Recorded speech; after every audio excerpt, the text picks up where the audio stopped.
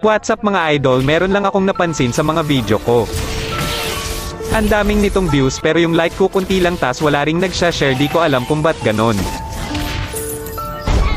Siguro dahil di nila nagustuhan yung video kasi kulang pa ito sa effort. Napag-isip-isip ko na mas kailangan ko pagalingan kasi pangarap ko talaga na makilala at hangaan. Sa mga content creator dyan na kagaya ko, galingan natin, maraming nag-iintay sa atin, kailangan lang na mas galingan pa natin. Yung mapapabilib talaga natin sila, yung di mo kailangan mag-script ng video para lang bumilib sila kasi mas nakakabilib yung totoo kesa gumawa ka ng script na pang creation camp lang.